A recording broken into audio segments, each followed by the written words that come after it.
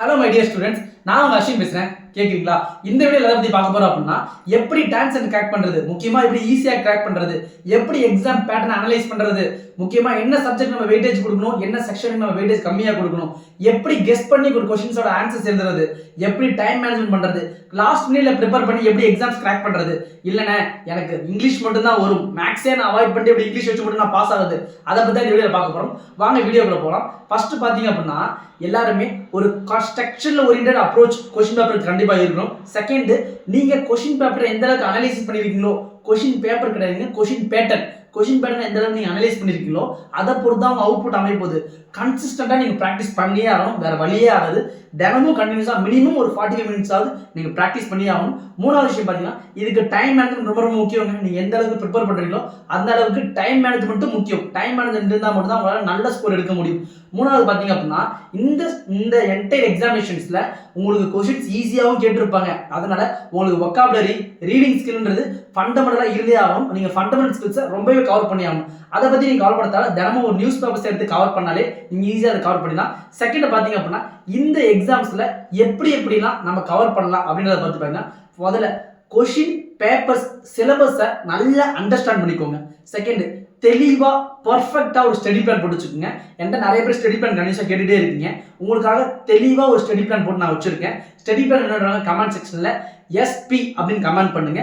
மூணாவது பாத்தீங்க அப்படின்னா, என்னென்ன மார்க் டெஸ்ட்ஸ்லாம் இருக்கோ எல்லாமே கோ த்ரூ பண்ணி பாருங்க. அதாவது நான் அட்டெண்ட் பண்ணி பார்க்க சொல்ல, ஜஸ்ட் ஒன்ஸ் ரீட் பண்ணி பாருங்க. ரீட் பண்ணி பார்த்ததுக்கு அப்புறம் அனலைஸ் பண்ணாம போயிடுறீங்க. இதான் ஸ்டூடெண்ட்ஸ் பண்ண முக்கியமான மிஸ்டேக்குங்க.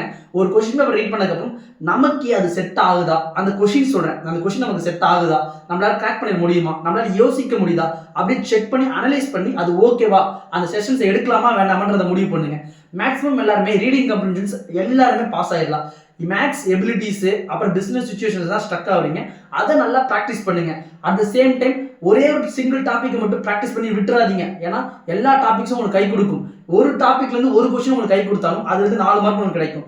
தயவுசெய்து தப்பா எழுதாதீங்க. இந்த கெஸ் பண்ணி எழுதுறேன் அப்படின்ற மிஸ்டேக் வந்து வேண்டாம். முக்கியமான விஷயம், நீங்க இந்த எக்ஸாம்ஸ்ல ரொம்ப ஹெல்த்தியாகவும் ரொம்ப பாசிட்டிவாகவும் இருக்கிறது ரொம்ப ரொம்ப முக்கியம். ஏன் அப்படின்னா, டான்சென்ட் வந்து உங்களுக்கு பென் அண்ட் பேப்பர் எழுதுற எக்ஸாம்ஸாவே இருக்கலாம். பட் ஆனால் மைண்டு சம்மந்தப்பட்ட விஷயம், ரொம்ப திங்க் பண்ண வேண்டிய விஷயம்.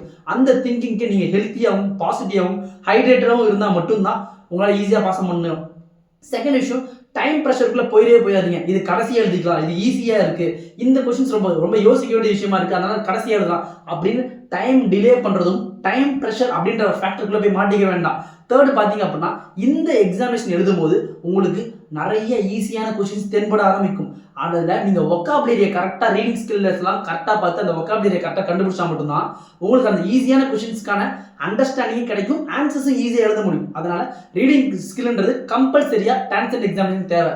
இந்த டான்சென்ட் எக்ஸாம் ரீடிங் ஸ்கில் எப்படி டெவலப் பண்ணிக்கலாம்னு பாத்தீங்க அப்படின்னா, தினமும் உங்களோட நியூஸ் பேப்பர்ஸ் இருக்கும் வீட்டில், தினத்தந்தி, தினமலர், தி ஹிந்து, எக்ஸ்பிரஸ், நிறைய நியூஸ் பேப்பர்ஸ் இருக்கும். அந்த நியூஸ் பேப்பர்ஸை கோ த்ரூ பண்ணியே உங்களுக்கான ரீடிங் ஸ்கில்லை நீங்கள் டெவலப் பண்ணிக்கலாம். நிறைய பிசினஸ் வெப்சைட்ஸ் இருக்கு, இந்தியா பிக்ஸ், ஜிஎஸ் அகர்வால் சொல்லி நிறைய கம்யூனிகேஷன், கிராம்லி, இந்த மாதிரி நிறைய வெப்சைட்ஸ் இருக்கு.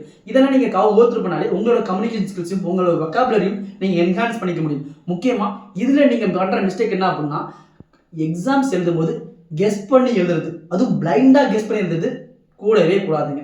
ஏன் அப்படி சொல்ற அப்படின்னா, ஒரு क्वेश्चंस நெகட்டிவ் மார்க்களை தாண்டி நீங்க ஒரு இந்த எக்ஸாம் பே பண்ணி தான் நீங்க எழுதுறீங்க. அந்த டைமிங்க்கு நீங்க பே பண்றீங்க. அந்த நேரத்துல இருந்து ஏதாவது நீங்க கத்துக்கிட்டு வந்தீங்கன்னா கூட அது உங்களுக்கு ஃபியூச்சர் ஸ்டடிஸ் யூஸ்ஃபுல்லா இருக்கும். பட் இந்த நேரத்துல நீங்க உள்ள போய் கெஸ் பண்ணி எழுதுறதுனால உங்களுக்கு எந்த ஒரு புது நியூ ஐடியாஸும் கிடைக்க போதில்லை, எந்த ஒரு சேஞ்சஸுமே உண்டாக போறதில்லை. அதனால கெஸ்ஸிங் வேண்டாம். அதனால கொஞ்சம் ப்ரிப்பேர் பண்ணுங்க, கான்செப்ட்லாம் அண்டர்ஸ்டாண்ட் பண்ணிக்கங்க, ஃபார்முலா ஷீட் போட்டு ஒர்க் பண்ணுங்க, இந்த மாதிரி ஸ்டடி பிளான் பெர்ஃபெக்ட்டா போட்டு ஒர்க் பண்ணுங்க. மேலும் வீடியோக்கு கீழே சப்ஸ்கிரைப் பண்ணிக்கங்க. உங்களுக்கு ஏதாவது டவுட் அப்படின்னா டிஸ்கிரிப்ஷனில் கூகுள் ஃபார்ம் அட்டாச் பண்ணிருக்கேன். அந்த கூகுள் ஃபார்மில் ஃபில் பண்ணி உங்களோட டவுட்ஸ்லாம் கிளாரிஃபை பண்ணிக்கோங்க. தேங்க்யூ.